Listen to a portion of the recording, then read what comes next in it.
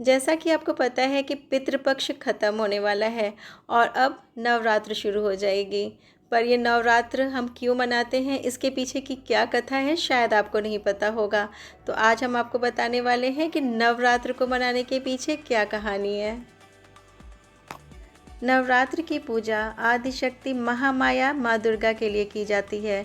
नवरात्र में नव शब्द संख्या 9 को प्रदर्शित करता है।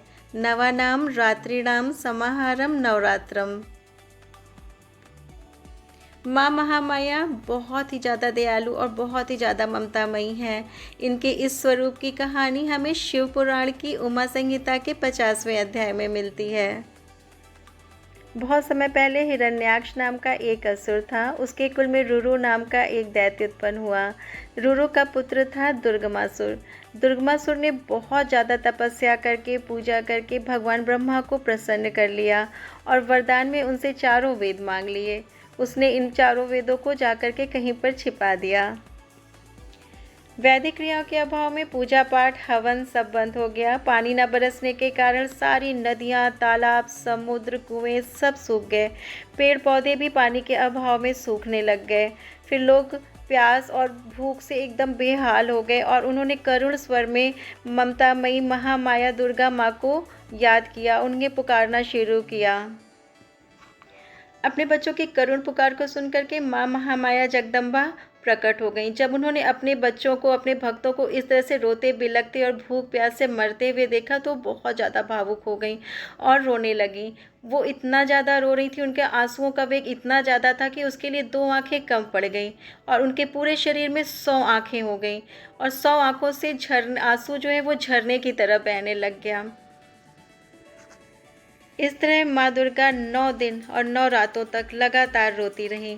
शिव पुराण की उमा संहिता के 50वें अध्याय के 17वें मंत्र में कहा गया है, रुरोद्र नवघर्षाणी नवरात्रि समाकुला। माँ दुर्गा के आंसुओं से सारे विश्व, सारे संसार की तपन खत्म हो गई। सभी नदियाँ, समुद्र, तालाब, कुएं पानी से भर गए। पेड़ पौधों में नई नई कोपलें उत्पन्न हो गई और अनाज और साग सब्जियों का ढेर लग गया। भूख और प्यास से व्याकुल जितने भी जीव जंतु थे, उन्होंने खा कर पी करके अपने आप को तृप्त किया। इस तरह से सारे विश्व में, धरती पर एक नए जीवन का संचार हुआ। माँ दुर्गा के पूरे शरीर में सैकड़ों आंखें बन गईं, इसलिए उनका नाम शताक्षी पड़ा। साग सब्जी का ढेर लग जाने के कारण उनका नाम शाकंभरी पड़ा और दुर्गमासुर का वध करने के कारण उनका नाम दुर्गा पड़ा।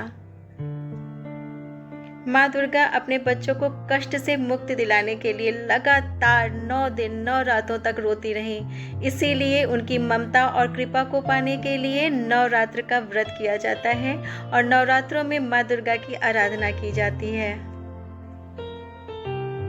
आप सभी को नवरात्रि की बहुत बहुत शुभकामनाएं। माँ दुर्गा की कृपा हम सब पर हमेशा बनी रहे। जय माँ दुर्गे। इसी तरह की और जानकारी के लिए जुड़े रहिए अलकवेदा के साथ। सब्सक्राइब करना और लाइक करना और शेयर करना बिल्कुल ना भूलिए।